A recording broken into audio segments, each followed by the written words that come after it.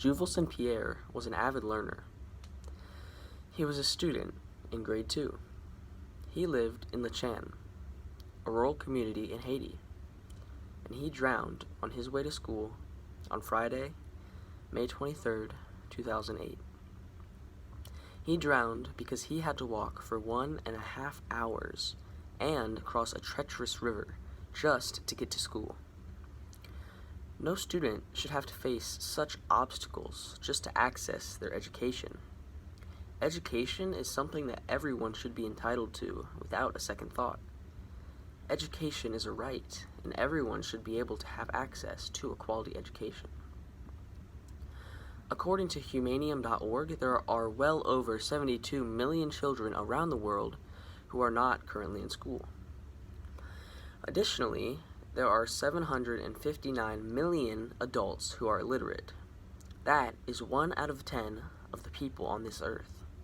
1 out of 10 people on earth are illiterate and are likely living in less than optimal conditions.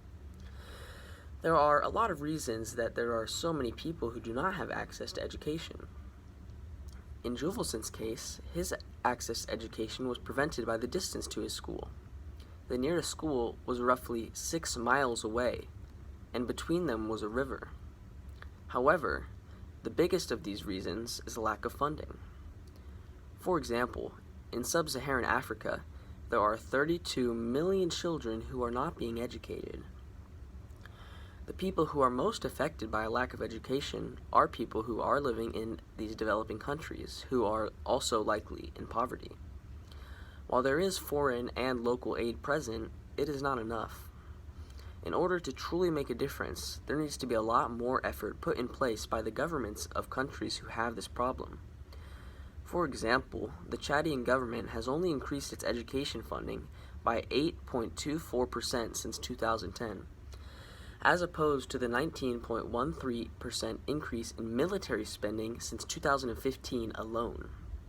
Funding for education should become one of the biggest priorities in developing countries, so that it can be sure that every child receives the education that they are entitled to. One of the most sad things about this is that it becomes an endless cycle.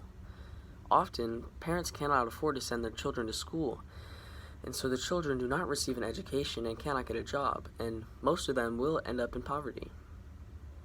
Juleson's uncle, Willie, was respected as an intellectual in the community of Lechan because he made it to grade 5.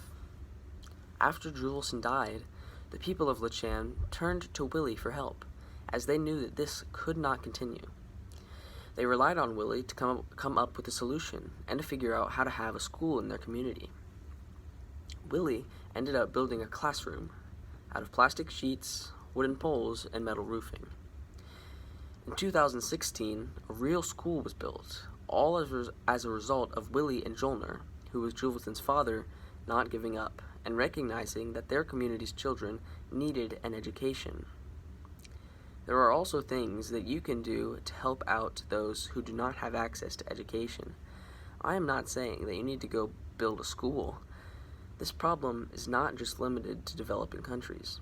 In fact, according to UNESCO, as of 2018, there were roughly 59 million children of primary school age who were not in school in the United States, 62 million of middle school age who were not in school, and a whopping 138 million children of high school age who were not in school in the United States.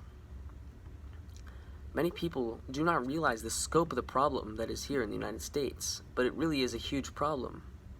That is roughly 258 million children whose futures are in jeopardy, simply because they don't have the funding or support to create a backbone for their future to rest on.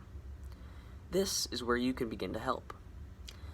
As I previously stated, many people do not fully understand the magnitude of this problem or what they can do to help. You can help by raising awareness for children who do not have access to a proper education.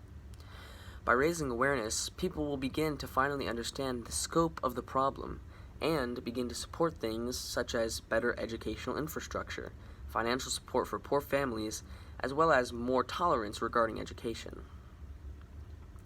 To conclude, A lack of access to education is a huge problem plaguing our world today. However, we do not have to simply sit back and watch this problem ruin the lives of millions of people. While there is not much that we specifically can do to help foreign countries directly with this problem, we can help to mitigate this problem in our country. We can do this by spreading awareness for those who do not have access to education. By doing this, we will start a positive cycle that will mark the beginning of the end of the problem in our world regarding a lack of education for many children. The fight for access to education will not be an easy one, but it will be worth it, and it starts when we decide, with each and every one of us. Thank you.